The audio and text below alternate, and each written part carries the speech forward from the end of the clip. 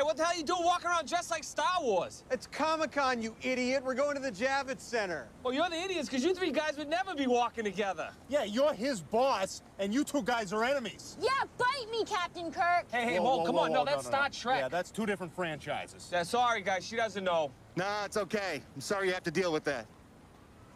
Let's go. Oh, hey, come on. It's not worth it, man. It's not worth it. Not worth it. Hello, everybody. Welcome back to Fanzone Debate. We got an exciting match for you today. We got Nazario Montenegro going up against Cameron Holzmann, winner of which will be placed in a number one contenders match. We already know who they're going to be playing, but we'll talk about that later. We got Mark and Robert here with me today to judge this one. Thank you, gentlemen, for being here for this match. I'm super excited about this one. We haven't seen either of these guys yet this season, but they had strong showings last year. Both have contended for titles, but I think this is whoever goes on to the contender match would be very deserved. So I'm looking forward to it. Let's get into it. Here's how it's going to work. There are going to be 4 prep questions based off of 4 categories that the players drafted. We gave them the questions. They're going to debate them tonight before our very souls. So they're each going to get 1 minute to open their argument, followed by a 5-minute freeform, followed by a 1-minute closing. At the end of the debate, Mark, Robert, and I will write on our handy dandy boards who we thought won the debate. 2 out of 3 votes wins you a point. First person to 3 points wins the match. Gentlemen, any questions? Loved you in Virtual Survivor. Okay. I watched that show. Let's do this.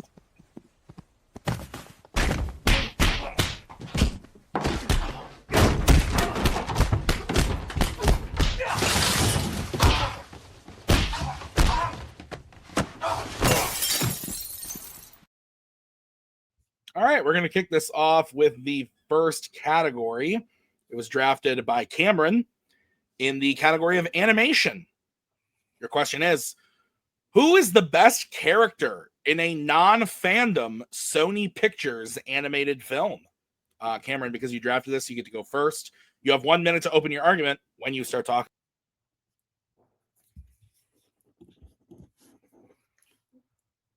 I think when it comes to a character being great, you want them to be distinct, you want them to be interesting, but you also want them to go through that journey. You want to be able to understand them and see how they change, how they go through that arc. And I think no character exemplifies that better than Rick Mitchell from Mitchell's vs. the Machines. He goes through a very complex and dynamic arc, starting as this curmudgeonly father resistant to technology and very much resistant to change. But through his journey, he shows that he's willing to learn and embrace the weirdness of his family, and through that make a difference and help save the world. He is selfless. He is layered. Yeah, sure, he makes some mistakes sometimes and he ruins some plans sometimes, but that's because he is this real human. He is this developed person. And the story doesn't make him some crazy noble hero. They make him this real flawed father trying his best who grows and learns and changes as the film goes on. He is hilarious. He is fun. He is heartwarming. And he is the heart of the movie and the story being told. Without him, the characters are not able to make any progress, but he is the one who changes for the better and truly shows what the movie is all about. Okay, great. Let's move over to Nazario. Nazario, you have 1 minute when you start talking. You picked the right movie, but the wrong character. Katie Mitchell is actually the best character because she's a lot more relatable. She is somebody who's a young person trying to find herself in the world, and she has those identity issues that everybody deals with. Sometimes she has a weird sense of humor. She has this talent to be very visually expressive, creative YouTuber maker about this kind of pop-up videos that nobody really gets. And yes, she does have some problems fitting in, even with her own family. But she is the one who leads the movie. She's actually the main character, the heart of the movie, because her journey goes from being this person in a small town who just wants to find a way to express herself to a person who develops and becomes what you intended to be from the beginning through the experiences in this movie. She embraces also the side of her family that is a lot more conservative, more standard, for say the word. And she basically it's an empowering, funny ass character that drives the film. Okay. Guys, you have 5 minutes to open your argument when you start talking. I will throw up the 1 minute warning.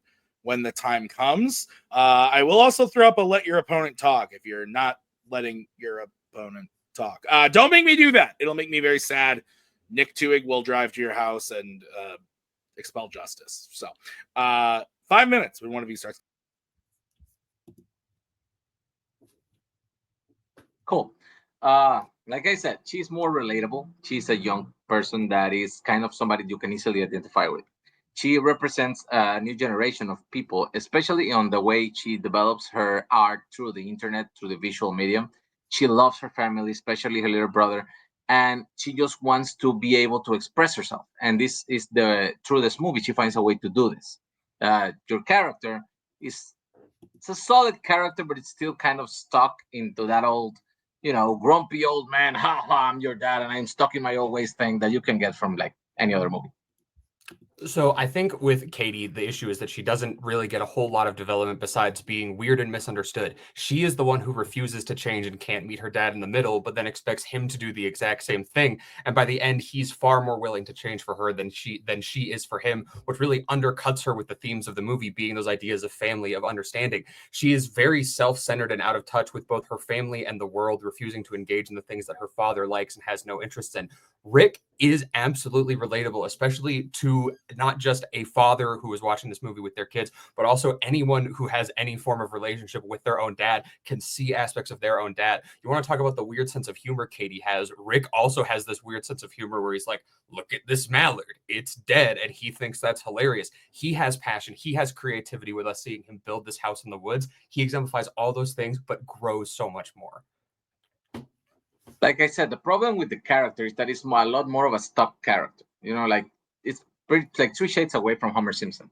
He basically breaks a computer and that refuses to apologize at the beginning of the movie because he says like, that's what the computer people want you to do. And he is forced into the position of trying to understand his daughter because he completely refuses to do so in the beginning. He even cancels the flight plan because he just wants to do it the way he wants to do it. He's just a stubborn, stock character, that character that is inserted into this film. Like I said with Katie, she's a lot more relatable. Yes, she's stubborn and she is unwilling to be flexible because that's what young people do. Everybody, when it's in this age, they want to express themselves they want to express themselves, and when they found an outlet for it, they want everybody to meet them in the middle. That is their right because they are a younger character. They're inexperienced. That it's not a race of who develops more in the movie. It's just who is the best character, and she as a protagonist is a lot more empathetic. She represents empowerment for young women. She gives you a lot more energy, and she drives the film. See, but the thing is, you can't say, oh, he's really stubborn without acknowledging Katie is also very stubborn. Rick is the one who meets in the middle. Rick is the one who's actually trying to bridge that gap in that relationship. Yeah, he's misguided. He makes the wrong choice in saying, we're going to make this road trip. He makes the wrong choices, but he's trying and he's learning and he changes and he grows. By the end of the movie, he's not the dad who hates technology and smashes a computer. He literally learns how to use technology to computer for his family to be able to protect them and save everybody.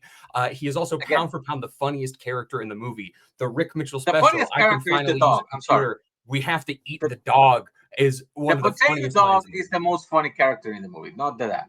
Let's just move on that.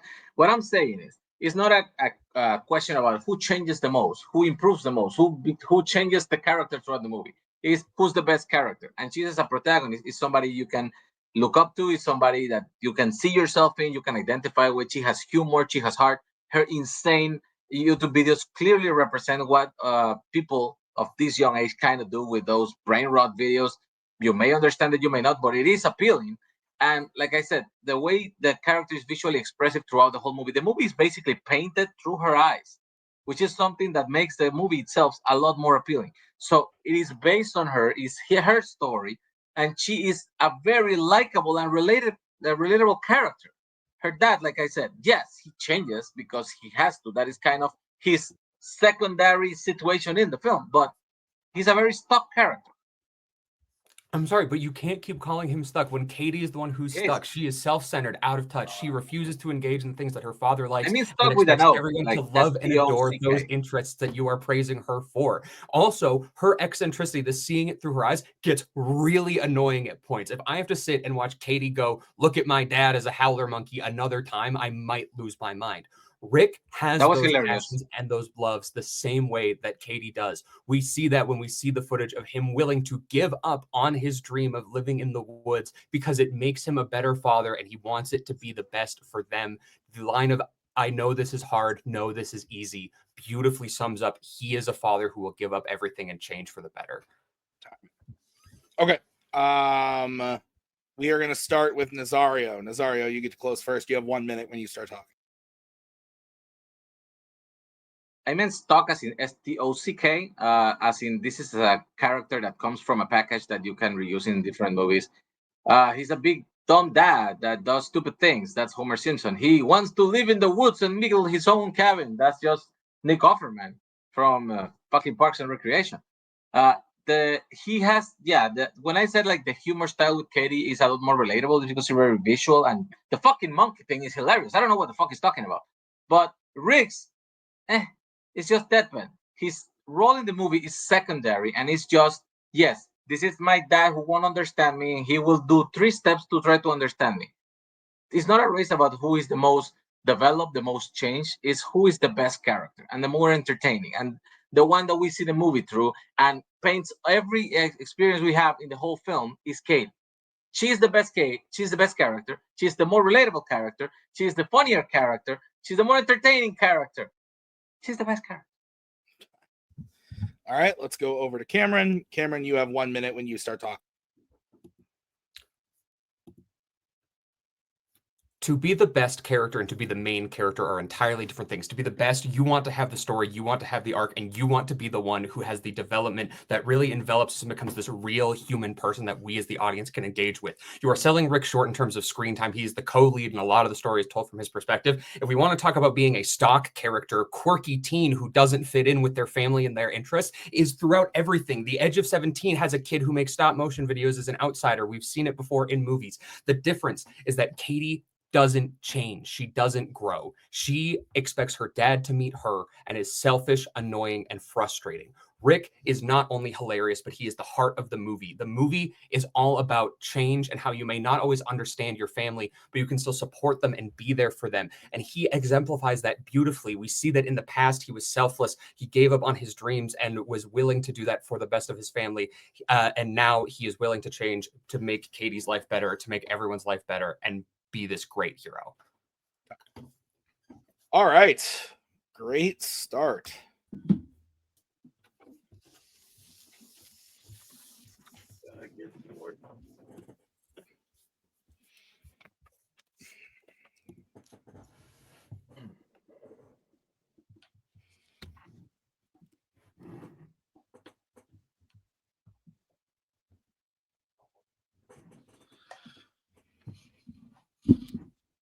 All right.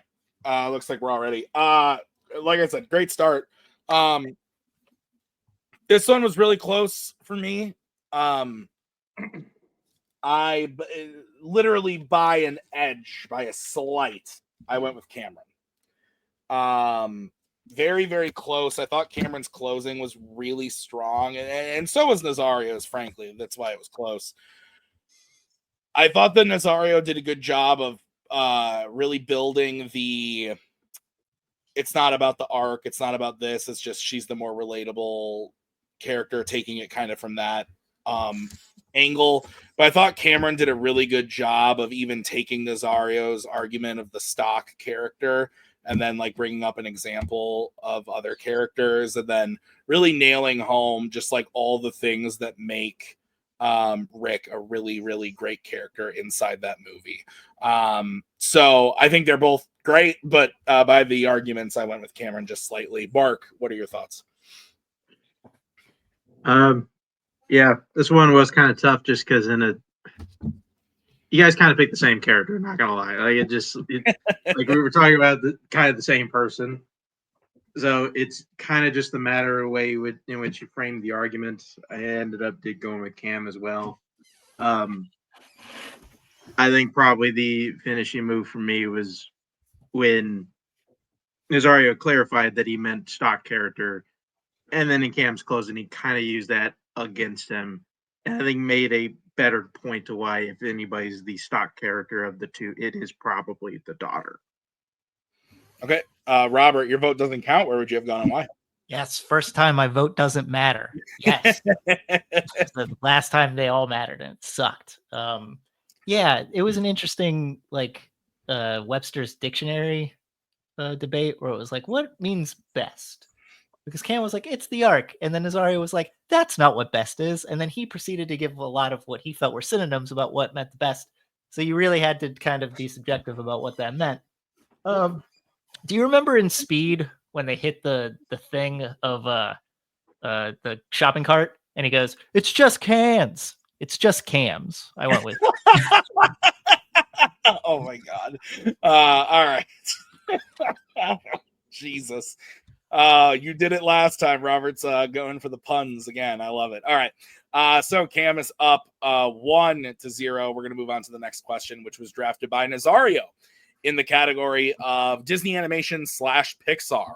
Your question is, which Disney animation or Pixar villain would be the most obnoxious to live with? We're going to start with Nazario on this one. You have 1 minute when you start talking. I went a little deeper with the villain thing, so I decided to be antagonist, and I picked anxiety from Inside Out 2. For somebody who has actually dealt with anxiety, it's something is almost an unlivable situation. There is a constant worry, a hyper vigilance of everything that happened, and you may be the person suffering from anxiety, or you have maybe living with somebody who suffers anxiety, and the situation becomes restless. You cannot sleep well. You cannot rest. Everything is a problem. If you cannot plan a nice day out, you cannot invite them to a nice event because they are suffering from this. I don't know if it's a disease, but this symptom, this constant worrying that just do not allows them to relax, develop. They just hyper fixate on every single thing that might go wrong, the will or won't it go wrong. It's an energy of negativism instead of positivity. And for whatever shortcomings somebody can be obnoxious, this would make a situation almost unlivable. Okay. We're going to move over to Cameron. Cameron, you have 1 minute when you start talking. I went in a completely different direction. To me, obnoxious is being annoying, objectionable, having someone who is a show-off, who is terrible to live with, not only because they make your life worse, but because they make your life all about themselves, because that's what we think of when we think of obnoxious. And to me, Tamatoa from Moana is absolutely taking the cake. First of all, if we want to talk about obnoxious in terms of them being in your space, he is physically massive, being 50 feet across in any direction, which in the housing market that I can afford is not very helpful to live with. He is shown to take any opportunity to sing that damn shiny song to anyone who will listen, as we see in the post-credit scene of the film and when he meets Moana and Maui. Hearing it once might be one thing, but for his grating voice to constantly sing that song to you and any guests you might have, that's going to get old fast. He's extremely self-centered, shown to always want to talk about himself and not let you get a word in any which way. All of his stuff that is so shiny is going to fill in your home with clutter and make it impossible to look anywhere. Even when the lights are turned out, he glows in the dark, and he is constantly tearing down the positivity and relationships of others. Okay. 5 minute free form when one of you starts talking.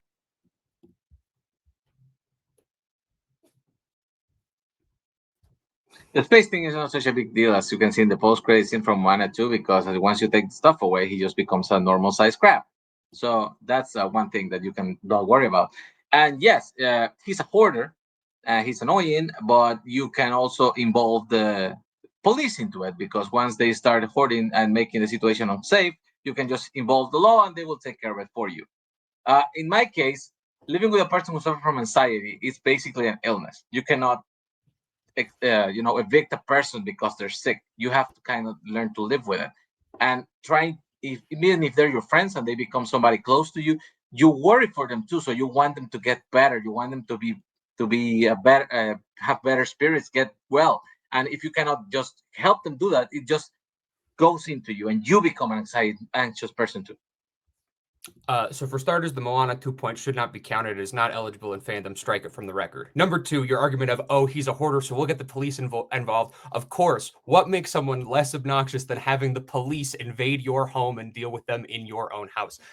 Anxiety, there are 301 million people worldwide who suffer from anxiety disorders. And anxiety is truly only terrible within the events of the film when she is fully in control of everything, which is facilitated by her having several other emotions working as yes men, and her only opposition being the mental and emotional capabilities of What a are we basing 13-year-old this on, girl. if not the film? Did you not hear the part where I just said she's up against the emotional capabilities of a 13-year-old girl? The end of the film shows us that anxiety can be brought back from going out of control and be even held in a state of peace when more level heads are present. And anxiety, at the very least, is trying to do what she believes is best for you and will do what it takes to do it. Yeah, but that's the bad thing, because anxiety is actually trying to help. And by trying to help, it just keeps making it worse. It makes the person who has to deal with the person living with anxiety. It can be Riley, it can be a 13-year-old girl. If that's your roommate, I don't care. My thing is that by trying to make the situation better, you try to entice that person to, yes, get better. Don't stop worrying, stop suffering so much, but it just ends up making the situation worse. And yes, you involve the police with Tamatoa. That's a weak thing. They take all that shit out and that person is gone. You have a solved situation. You can get another annoying roommate for something different reason. But when you have a person that is sick, it's not somebody you just can't, throw out to the wolves because you care for them. Okay, I think the argument of, well, the police can get rid of him and get the problems away doesn't really hold any weight, because at the end of the day, then some over-the-counter medicine can get rid of anxiety. Anxiety only goes you so want to go far there? because anxiety only goes so far because she is rejected. When she is accepted as part of your life, like a roommate should be, as Joy does at the end of Inside Out 2, she becomes useful, she becomes helpful, she becomes a part of that life. Tamatoa, again, the physical space is one thing, but he is constantly tearing you down, constantly talking about himself, constantly making it all about him and not letting you get a word in, singing his annoying song. And also, let's not forget the fact that he tries to eat people. He ate his own grandma. We also dealt with some theater kids in my day, and they can be annoying with the singing, but it's not really something you don't stop living with a person for. And yes, medicine can help somebody with anxiety, but if somebody suffers from chronic anxiety, you cannot just medicate for the rest of your life. It's something you have to deal with. It is a process. You engage in therapy, and you have to evolve from the person who is controlled by anxiety, like the character we're basing this argument on, and you have to make yourself go to that place where you can accept it, identify it, and use it as a positive instead of negative in your life. That could take years of a person's life, and you will have to deal with that for years if you take action against somebody who's annoying because he sings or annoying because he's a hoarder. You take an action that will take care of the problem, because that is just superficial stuff. I mean, if we're going off of based in the movie, someone learns to cope with anxiety and have them be functional and not bothering them in the course of one singular weekend. It takes a total of 3 days of her at hockey camp to be able to accept anxiety, to take it out of control. And the reason why is because she has coping strategies, she has friends, and the anxiety only goes so far, again, because she is rejected. If you are a good person and a good roommate and you accept anxiety, you recognize the helpful aspects of having her in your life, she's not going to take control and ruin your life. She's going to help you and make it better. So basing Amatoa does not want to help you. If we base it on the movie, your problem gets dealt with in 10 minutes. Mine at least takes the whole fucking movie's runtime to go from point A to point B. Your problem is a B scene on the movie that gets solved in 10 minutes. Because they leave. From his back. No, he's beaten. He's done. Time. We're going to start with Cameron. Cameron, you have 1 minute to close when you start talking.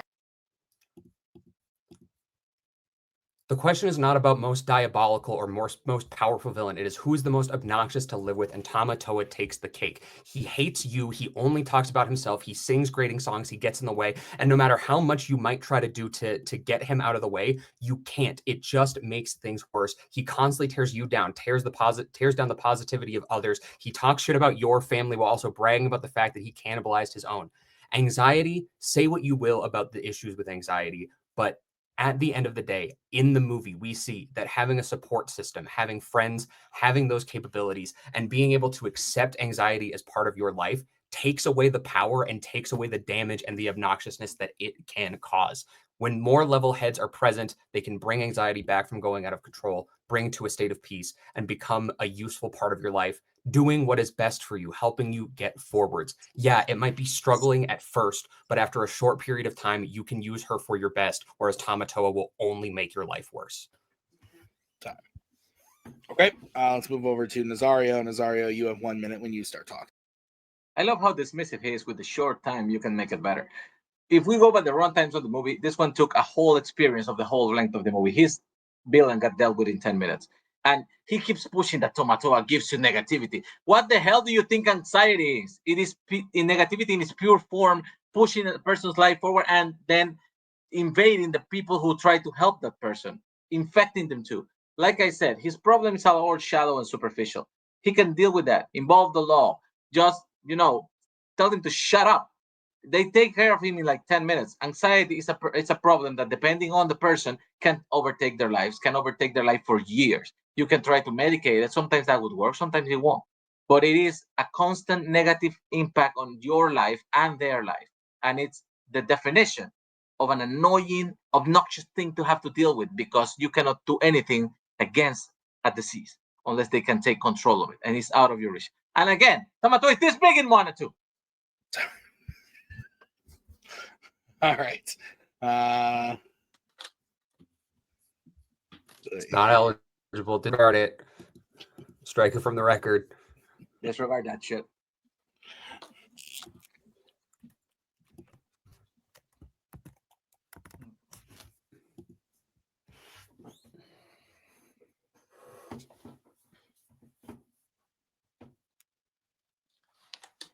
All right. Robert, you're starting first.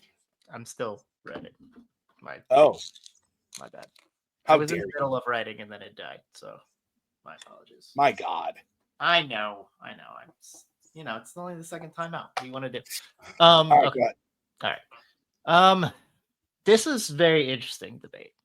It kind of became a debate about like practicality versus kind of an intangible even though anxiety is a real character, that's kind of how it seemed to me. And it was really about kind of how they both mounted an offense. I didn't necessarily like either offense, but they happened, so you have to take that into consideration. And there were things I was waiting for people to say, they didn't necessarily say it. So I just looked at the whole debate and I was thinking about kind of what played more into like a long-term type of issue. And I went with Naz Vega, or Nazario in this case. I just felt like he kind of explained more about how it can be a long-term issue of obnoxiousness or somebody you have to deal with. So I went with Nazario. Okay, I'll go next. I also went with Nazario. I was actually on Team Cam for most of this. I didn't feel like Nazario was doing anxiety justice. But I felt like towards the end, Nazario had a really good closing despite his thing that he threw in that isn't eligible. But also, I thought that when Cam threw out the Riley deals with anxiety in a weekend, and Nazario was very smart to be like, they deal with Tamatoa in 2 seconds. Like, that was a very good throwback. So both would be obnoxious. Nazario convinced me that anxiety would be a little bit more. Mark, what are your thoughts? Yeah, look at that, another clean sweep. I feel like I also kind of liked how Nazario, like Cam brought up they deal with anxiety for a weekend. They deal with Tamatoa in like 10 minutes. That was a good point. I kind of like too. I just personally, I feel like when Robert's saying the offensive, or like I don't know, the offense of Nazario of like this constant negative person always around you, like really worked for me. It as somebody that has had to deal with a lot of somebody who's never able to see the positive in anything, it is really just a soul-sucking experience. I think Nazario kind of pointed that out a lot in his argument. All right. Let me clarify. I meant the attacks. Okay. Okay, so with that, we are all tied up which means we're moving on to the next question, which was drafted by Cameron in the category of YA. The question is, which Narnia action scene is the most exciting to watch? Cameron, you get to kick this one off. You have 1 minute when you start talking.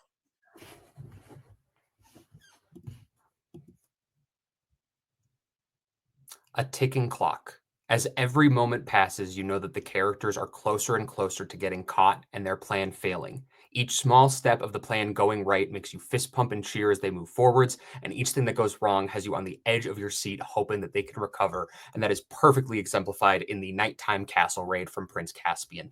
The emotional stakes added in, the fate of Narnia being in the balance, the reveal of Miraz being behind the death of Caspian's father. You have the visually exciting action where you have a Minotaur breaking through a gate and hitting soldiers head first. You have Edmund sliding down a roof to kick a would-be assassin over a ledge. You have these really cool, exciting moments, but it is the tone, it is the tension, and it is the stakes that make it so great. The sudden shift from a pure stealth and espionage mission to an all-out assault makes for a great change of pace that keeps you interested, keeps you engaged, it ups the stakes, and it constantly ramps up, getting more and more intense. And I think what makes it really, really exciting is the characters lose at the end. You are left with your jaw on the floor wondering what comes next because of how great it was.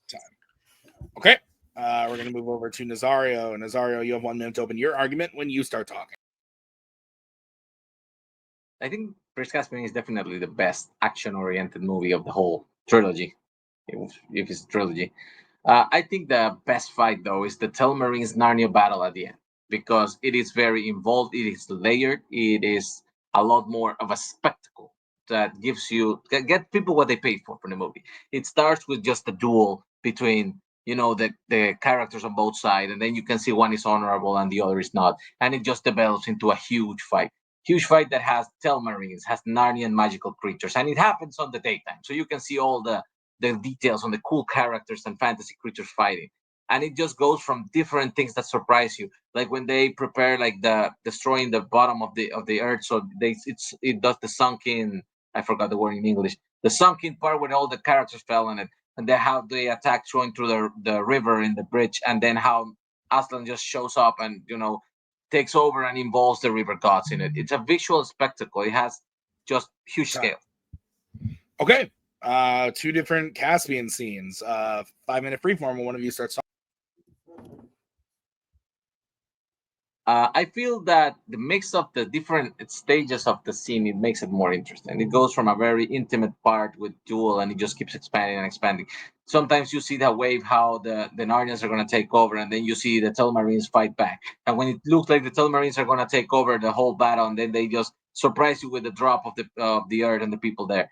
And yes, you get to see a lot more action. You get to see a lot more creatures. You can see a lot more fantastical elements that keep you involved. You get to see development between characters like Peter that, you know, understands why it's not important if he is or is not the king anymore. You just have to grow into it and become a person of value and allow Caspian to take the role that he was born to be in. And like I said, the river god is fucking cool.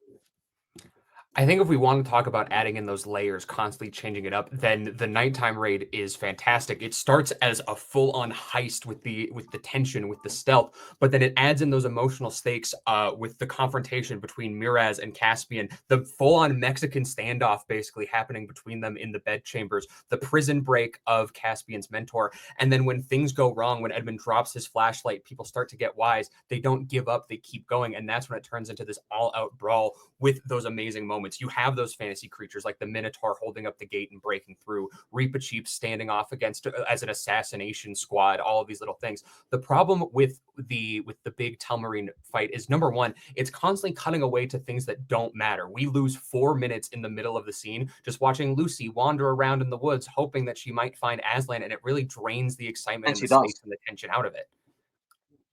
Actually, talking about like things that are not allow you to enjoy what you're watching, the whole nighttime raid happens at night, and it's not really particularly well illuminated. I know they were trying for some kind of effect with he dropped the lamp and stuff, but a bunch of the times you cannot really tell what is happening. And yes, Miraz fighting Caspian is cool, but they also have a freaking duel that it's in the middle of the battle, at the beginning of the battle, saying like, we're gonna put everything on honor, until he realizes he's a piece of shit and he's gonna lose, and then he tries to cheat. And yes, Lucy has to involve Aslan, and for a scene that takes about 20 minutes as a whole, and it never really lets up. I don't mind those little breaks when she goes to get Aslan, because in the end, every single book on Narnia involves Aslan in one way or the other, because he's the Deus Ex Machina of the series, and he's a great fucking character. And like I said, when he involves the river gods to just destroy the bridge and end up with the Telmarines, it's visually great and exciting to watch. See, but I think the nighttime shots do look great. We get these really great moments that you can clearly see. You have the cool torchlight. You have these big dynamic moments. There are moments in yours that are just flat out goofy, with griffins holding dwarves, firing bows and arrows like a hat on a That hat is on a fucking hat. awesome. A slowly marching army, and then it ends with them retreating and giving up. It's not, oh, the wrath and the defeat. It's the river god shows up and the men just jump off. They give up. And yeah, you said it yourself. Yeah, Aslan comes in because he's the Deus Ex Machina. That's not exciting because it immediately removes all of the tension, because you know who's going to win at that point. You don't know who's going to win in the castle raid. And in fact, that is a ridiculous thing to say. Everybody knows that on every Narnia movie, the people who are on Aslan's side will always win. Don't be naive. That is expected. But that's what I'm saying is when Aslan shows up, the tension's gone. Of course, they are retreating. Like, they are the people who, when they are in power, when they have the control of the situation, they are going to be very, very like, yeah, we're power. We are going to do this dynamic, because that is the representation of men in a nature world that is Narnia. And men are cowards. Humanity is a coward. That's when everything goes wrong. They just start running away. If they had tried to honorably keep fighting, they wouldn't have gone with the message of the film. And like I said, like, yes, they're retreating, but they still have the bridge that could just lead them again into the fight. And it gets destroyed by the water god, which is a fucking awesome effect. And like I said, yes, you have some creatures in your fight, but you cannot see the fucking creatures because the lighting is not great. I'm sorry, but you can't tell me that a centaur riding with torch in hand is not visible, that a minotaur bursting through, that the assassination squad of mice is not visible. They are all clearly there. They are all clearly present. They are all clearly visible. When we are talking not about the best, not about the thing that makes us, oh yeah, the good guys win. We're talking about the most exciting. And what makes things exciting is having those stakes, having those tensions. I want to be on the edge of my seat wondering what's going to happen. And the entire time in the nighttime raid, I am wondering what's going to happen. When Edmund drops his flashlight, your heart skips a beat because the plan is at risk, and the plan keeps getting at risk, going wrong, but they push forwards. If you want to talk about the humans being cowards, why are the Narnians being led by a human, only then to hand over all their power to the deity that removes the stakes and removes the tension? Humans still Marines, but yeah. Okay, Nazario, we're going to start with you for closings. You have 1 minute when you start talking. I think the nighttime raid also has a very limited scope. It's a very short scene, and it also kind of loses its energy at one point when it just becomes pretty obvious they're not going to make it. It has some pacing issues too, because yes, he keeps mentioning the fact that he had like this duel between Murad and Caspian. When they have a face-off, that kind of also kills the flow of the scene. Yes, my scene is longer, but it has a better flow. It goes from a duel into an open fight, into a strategic retreat, and then you just get to appreciate all the visual elements in broad daylight. You get to see the creatures, you get to see the action, you get to see the catapults, you get to see the thing he mentioned, throwing the fucking the dwarves getting flown in so they can drop the weapons on top of the fightings. I forgot the words in English. And then when Aslan shows up and he says, I have to end this, and he brings in the water god and he destroys the bridge. It's a great visual scene. His scene is a lot more limited. It has less impact on the overall plot. It's boring. Okay, let's go over to Cameron. Cameron, you have 1 minute to close when you start talking.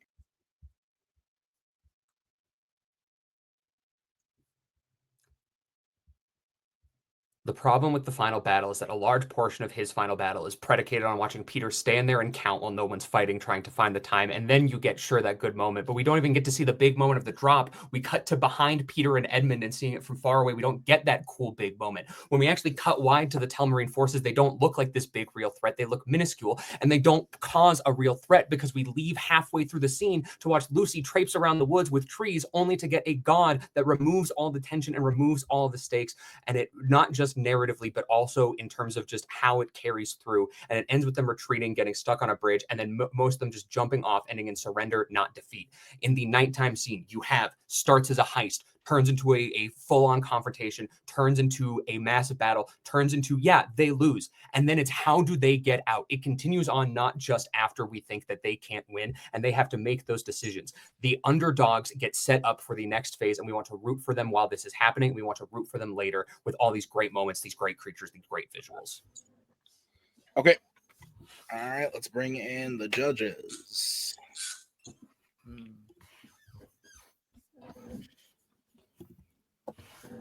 I don't like this movie.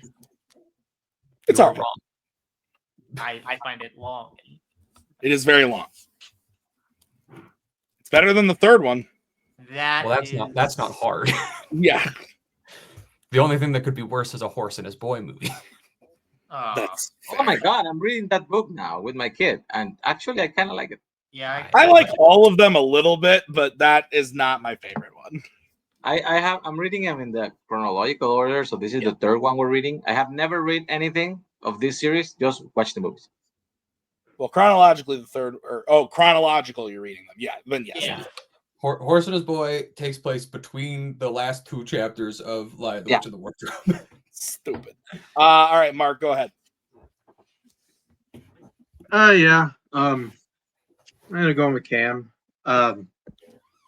I feel like just kind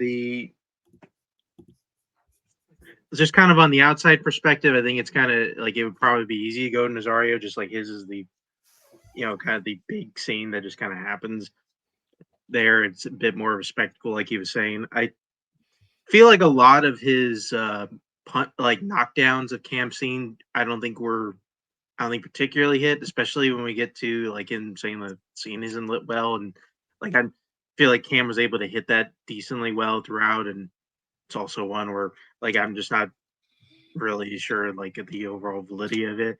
Like I think he did a good job at least kind of explaining like just the funness of a scene, but I think overall Cam brought up enough moments to kind of cut the tension and just the excitement down on his scene just a bit. Okay, Robert. Yeah, there's a lot of talks about pacing, about kind of what makes a good action scene with regards to like emotional stakes versus what you can see versus what you can feel, and length, and all these things that I agree with Mark that I didn't feel the technicalities what Nazario was bringing up was enough to knock down what Cam was saying. Do you remember in Alien Covenant when David's trying to teach Walter how to play the flute and he tells him what to do? Remember to finger the holes, man. So I'm gonna go walk into the ocean. Yeah. If you need me, I'll be face down in the nearest pond. Forget what you see. How did you feel? Fucking Tarzan. Oh my god, that was wild. I also went with Cameron. I thought that Nazario did. I agree with you guys. Nazario did a good job explaining his big action scene and why it was cool. I thought I thought Cameron did a much better job of why his scene is exciting, and I don't think Nazario really did anything to sway me against Cameron's scene. So Cameron gets the clean sweep on that one. Which means Nazario needs to hit this next one in order to send it to the bonus. It was drafted by Nazario. The question is in the category of directors. And the question is, which non-fandom Tim Burton film has the most interesting world? Nazario, you get to kick it off. 1 minute when you start talking. I think we know that Burton has a unique visual style. And when you give him an open range of what he can create, I think he goes better. And he excelled on this on Beetlejuice. He does the usual suburban normal town, then he just paints it with his gothic dark humor strokes, and it becomes amazing. When Maitland die and they just go to the afterlife is this weird uneven place where not a single corner is 90 degrees and straight, and the inhabitants are all these weird ass people that are a mix of ghouls and undead people, and doing it be like a government facility like DMV, and having people who get suicide become the fucking people who have to work there for all eternity is brilliant. Visually, the world is exciting in the afterlife, and it's exciting on the real world when they come back, because when they exit the house, they basically go into Saturn, and you can see the big ass snakes in the desert, and the stop animation that always feels a little uneasy. and all the weirdness created also by the Delia art of the family and Beetlejuice himself, which is amazing. Okay, we're gonna move over to Cameron. Cameron, you have 1 minute when you start talking. I picked Wonderland from Tim Burton's Alice in Wonderland, and at first it might seem like a weird pick, but hear me out. You have still the weird and wacky aspects and characters that make Wonderland cool. You have a disappearing cat, you have talking plants and animals, you have Tweedledee and Tweedledum, and you have a tyrannical ruler who wants nothing more than to cut off people's head. But not only that, but you have a world full of cool and terrifying beasts. You have the Jug Jug Bird, you have the Jabberwocky, which looks awesome and terrifying, and you have the Bandersnatch, unique creatures that you don't see in other media. They're not just stock things, and they are legitimately frightening. The world has this interesting lore, this mythical creature like the Jabberwocky being so powerful, having this mythical weapon like the Vorpal sword that needs to fulfill the prophecy and all of this stuff. It makes it really, really interesting. The world also has this very cool political intrigue. It is no longer this world of whimsy and magic entirely like it was in the animated one. It takes the approach of what happens when that magic is suppressed by a tyrannical ruler, and as we go along, we get to see as the magic and the life and the literal visual colors start slowly seeping back into the world as Alice is able to lead an uprising against it. We have great physical locations, great characters, great creatures. Okay, 5-minute freeform when one of you starts. Political intrigue, just what we want on Alice in Wonderland. Here's the problem. The world of Alice in Wonderland, Wonderland was created by J.M. No, it was created by Pete Carroll. And it already exists, and it all has his limits and his ideas very explained in books and previous media.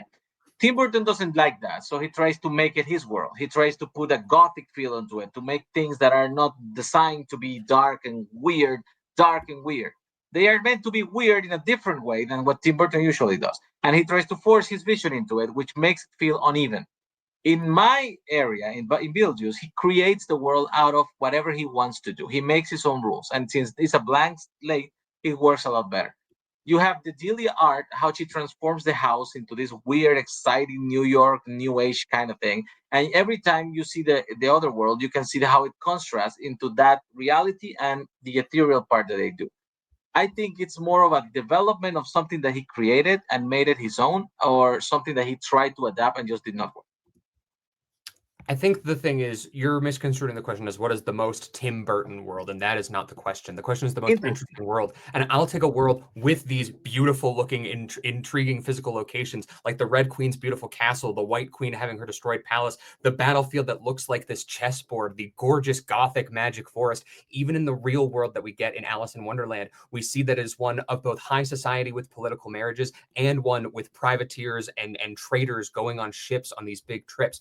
You said it yourself. The afterlife in Beetlejuice is like the DMV. When people are talking about the most boring place to ever be, what is that place? The DMV.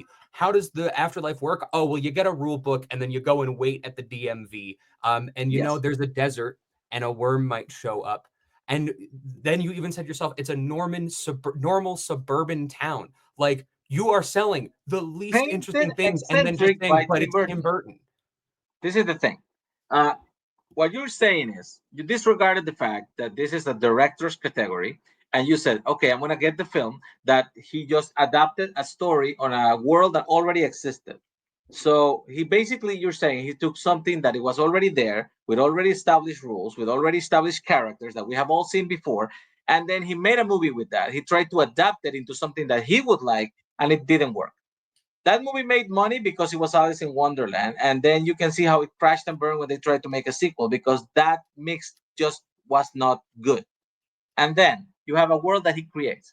Yes, he uses things that exist in the world, like a simile to the DMV, but not every day you go to the DMV, you see a fucking decapitated person, or a shrunken head man, or a person who's killed herself skating, or cut her own veins working there, all green and goofy.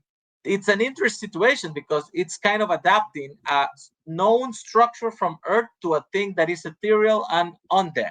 And also, when you go back to the world, yes, you see the fucking worms that are great. All the effects that are done with stop animation, they are a little unnerving. They have that weirdness that it was great from everything done back in the 80s, back even to King Kong, where it feels real, but it also feels surreal. And it makes for a whole interesting environment created by the director who made the film. Okay, but again, you're giving too much onus on the best Tim Burton world and not Tim Burton film that has the most He interesting is the world. reason of the question.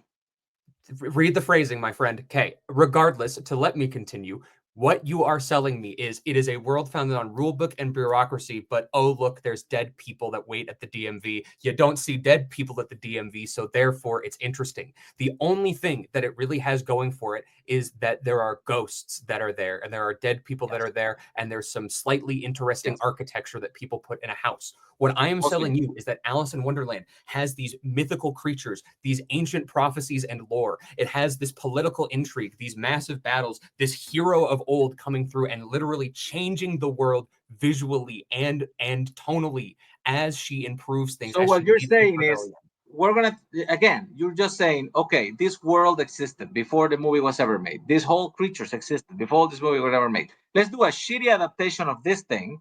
And just because originally everybody had the great impression of all the great things that were there, the great characters, the great creatures, and everything, we're just going to put it with a paint that says Tim Burton, and it's going to be an interesting world just because it is. And let's also put political intrigue, and already also put political intrigue on it, and have make it an adult situation when it's meant to be a children's universe, and that is the best world to you. It's like more I said, interesting than the category director in it, you have to take the director into account. All right, Cameron, we're going to start with you. You get 1 minute to close when you start talking.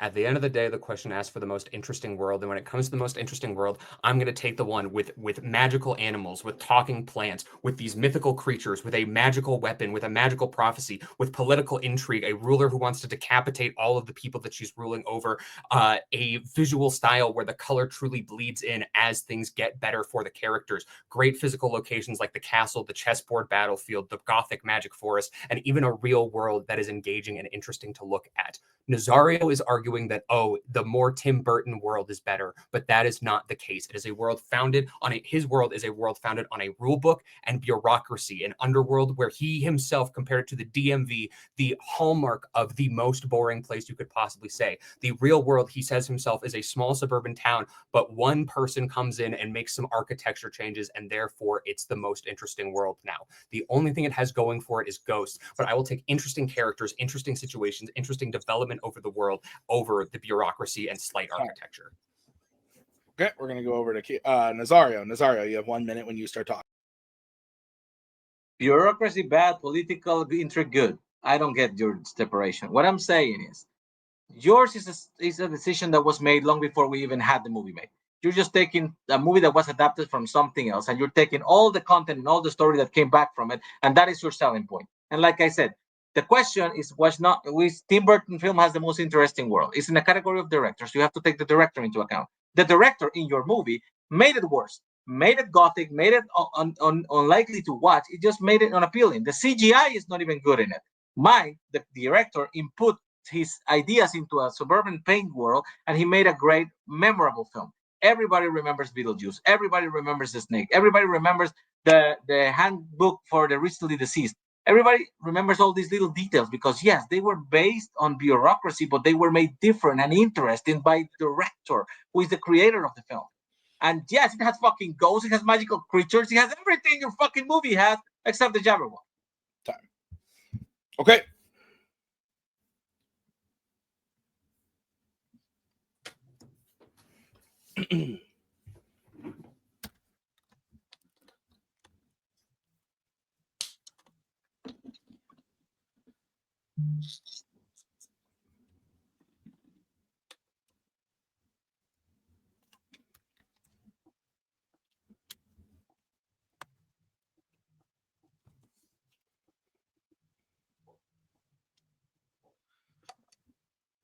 Interesting.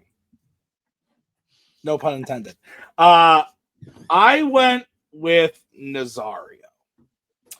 I thought this was close. His closing kind of sold me on the fact that Beetlejuice's world is something that is. I agree with Cam that it's not necessarily like Nazario was trying to like really hammer in like the director part of it. That definitely like adds into it, but I feel like Nazario's closing, he really convinced me that in this world, it takes the mundane and makes it really interesting, and that's what makes the world super interesting. And I thought the point that, like, I know he said it earlier in the debate, but it hit home the second time he said it, was that Burton's Wonderland is actually at a disadvantage because he takes the things that are already created and makes them worse, and that it's like uglier and not as exciting as other versions of that world because of Burton. So I thought that was an interesting point. Mark, your thoughts?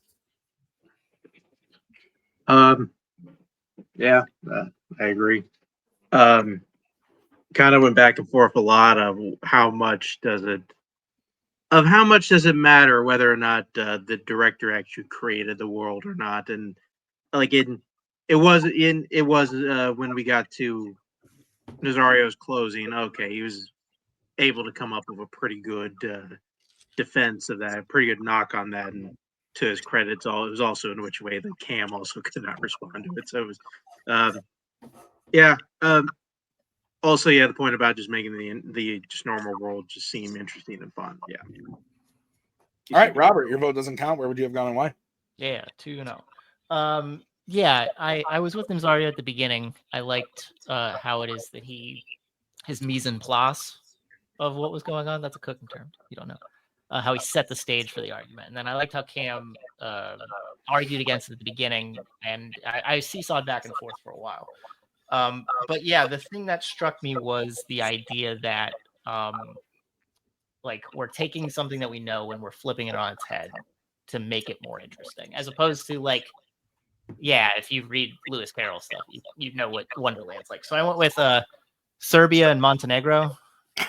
Well, that's how it goes. I don't think that's a thing anymore, but cool. Well, I did it anyway. It doesn't have to be historically accurate. So I won't go all right, so we are moving on to the bonus round. Here's how it's going to work. I randomized which side of Fanzone this was going to come from, and then I randomized the remaining categories that weren't in the main round, that weren't drafted in the main round. So I have a question for you guys. I'm going to say the question, and then I'm going to repeat the question and put it in the private chat.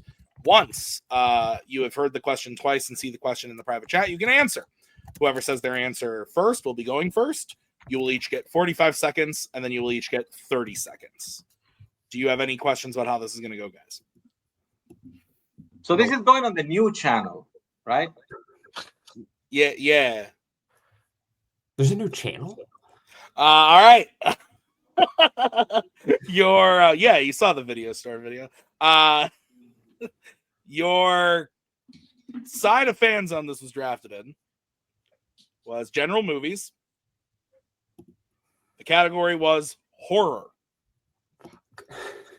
And the question is, what is the most fun non-fandom horror movie to watch with friends?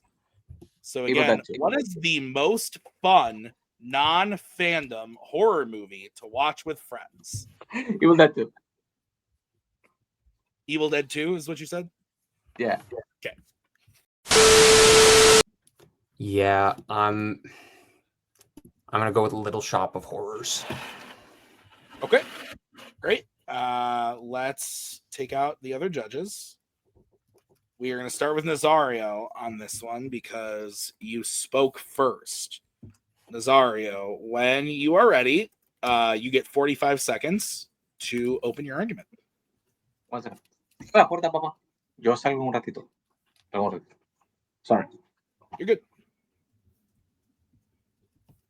How many seconds are? You get 45 seconds to start. Evil Dead 2 is an amazing shared experience to see with people. You don't even need to watch Evil Dead 1 because they do a recap for the first 5 minutes of the film.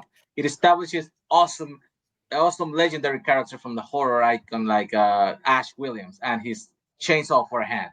Ash is one of the great goofy comedy horror characters that you can laugh with at the same time that you can be disgusted by all the blood showing on the screen.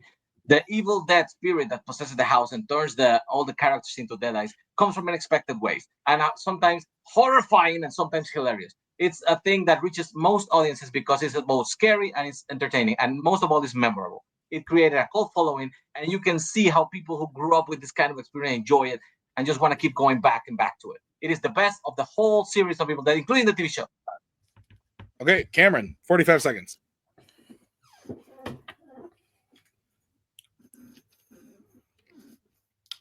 When watching a horror movie together with friends, I want something that's going to be enjoyable, something that everyone will have a good time with. And I think Little Shop of Horrors perfectly walks that line. It's not too gory. It's not too crazy. It's not too insane. So anyone that you watch it with won't think that it goes too far. It has these fun musical numbers. It has these great comedy moments like Dentist, where if you have your friends who've already seen it, they're going to be singing along, dancing along, having a great time. If you have friends who haven't seen it, they're going to love seeing these new, ridiculous, silly musical numbers. It's got a great satire, a great sense of humor, fantastic performances from Steve Martin, Rick Moranis, Ellen Green. Bill Murray shows up for a cameo and everyone can sit there and laugh. It has amazing visuals, the fantastic puppetry that will make everyone sit there in awe, just looking at how beautiful, how amazing the film is. And you will have a great time. You will watch it with all of your friends, and you'll have a blast watching, singing along, having a great time, and enjoying the really fun vibes. Time.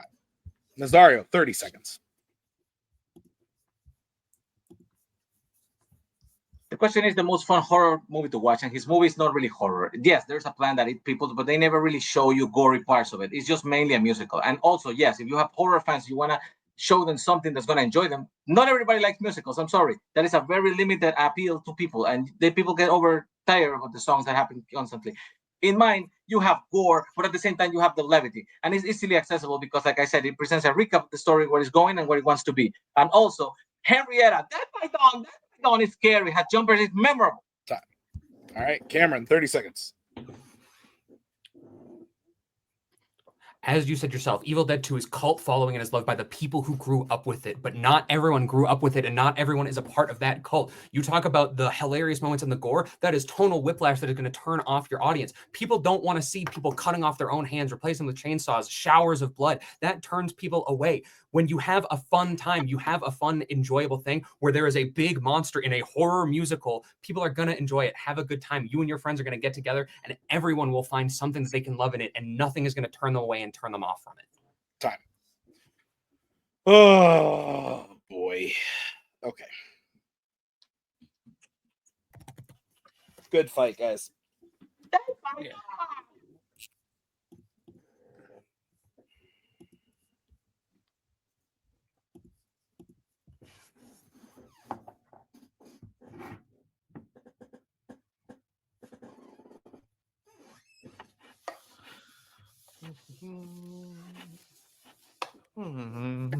All right. Robert, you're starting. You got to give, when there's a clear advantage or a clear disadvantage of what category comes up, you got to give props to the person who's at the disadvantage for fighting a good fight. I think that's what Cam did here. I like how he tried to appeal to like a 4 quadrants type of thing about how it toes a line. I do think that there's something to be said about when you're in a horror category, and if you want to have a fun movie of horror to watch with someone, I think the horror aspect should play into it. And I think I heard more from Nazario. I think there was a lot of repeating on Cam's part. So I went with It's a Me, Nazario. In this. I respect the effort with the puns. Thank you. I thought this was really close. They both kind of did. I agree with Robert. Cameron started to repeat himself a little bit in his opening. I thought his 30 seconds was really strong. He kind of took what Nazario said about like, well, people don't like musicals. You're cutting off a whole sect of people there. I thought Cameron did a really good job, like flipping that and being like, well, there are a lot of people who want to enjoy horror in a group, but the over abundance of gore will turn them off. So I thought there was a really good back and forth, and it was close. I did ultimately go with Nazario.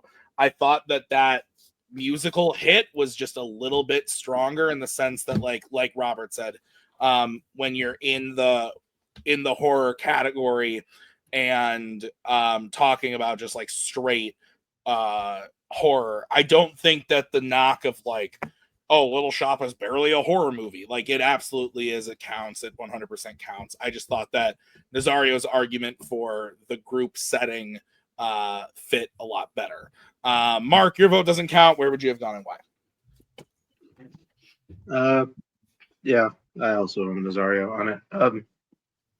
Kind of the same thing that you guys are bringing up. I think Nazario made like just better argument why it just works better in a group setting. I think also too, you guys have brought up just the knock essentially of it maybe not working or because of the gore and stuff. Because of its horror, I do think you kind of take that into account that you probably have at least some like some reservations like are just like kind of not quite taken into account because of the genre that we're in. Yeah, absolutely. Well, that means your winner is Nazario Montenegro. We're gonna do quick post-match interviews. We're gonna start with Cameron. Cameron, you're a busy man. You've been doing all the things. You're in all the leagues of all the things on all the channels, and you continue to do well, even in losses like this. This was as split as you can get, clean sweeps galore. How are you feeling? I feel fine. Yeah. It kind of went mostly how I was expecting in terms of the main rounds in that last question. Like Robert said, I'm put on the back foot immediately. Like Nazario started answering before you finished reading the question, which is a hard position to be in. But I'm not entirely upset about losing. Like you said, I have so much going on. I do not need another Fanzone match immediately getting set up to add onto my plate when I have all these other things going on. I feel good. I had a fun time. Awesome. Cameron, I know that you had said that you were going to be taking a step back for a while after your next loss. Is that something that's still on the table here, or are we going to see you back? I think I'm gonna stick to that. I think I'm gonna commit to that. It's mostly just like between all the other matches taking up time and also like trying to buy a house and plan a wedding and all those things. Those kind of take precedence, and I can only tell Jordan so many times, oh, I have a trivia thing that day before she gets upset with me and I get a ring back. Yeah, I hear you. Cameron, well, whenever you decide you want to step back into the ring, we'd love to have you back. Congrats Absolutely. on a match well played, and good luck in your other endeavors over here and over at all the other things. You're like everywhere. It's crazy. Let's bring in the winner today, Mr. Nazario. Nazario, you got to win against Cam, and you're moving on to a contender match. Before we get there, let's talk about this one. How you feeling? Vindicated. See, this is the when shit happens and you get instant karma. In the thing we did where I was number one, I had to debate a movie that I haven't seen in a category that I don't like in 40 seconds. And I got my ass kicked. So now it just flipped the coin. It happened to Cam. So I think the world is balanced, which is good. Other than that, this went also mostly as I expected it, except that probably I thought I would win the Sony point with the Katie Mitchell thing, but I also intended to rewatch the movie so I could get more food for my argument, and I just didn't have time to do it. So I basically had to go between what I remembered and I read on Wikipedia, and that is no way to win a debate. No, it's not. Nazario, you're moving on to a contender match. You are going to be playing the winner of a match that aired 2 weeks ago. The winner of said match was former champion Brian Michaels.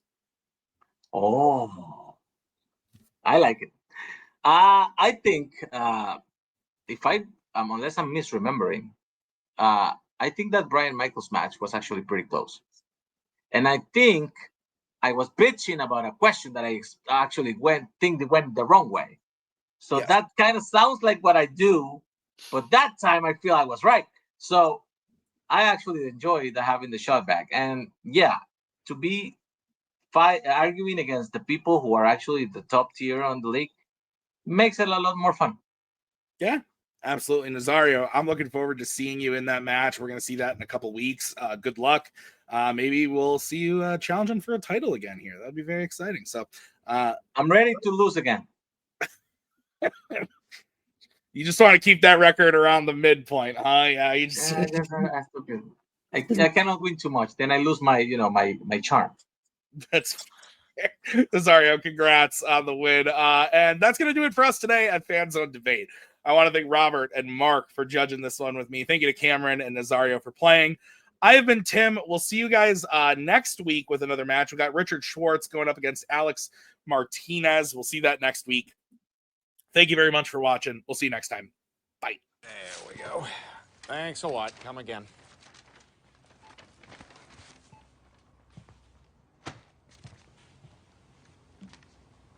Hey, I won't forget what you've done for me here today. I would prefer that you do.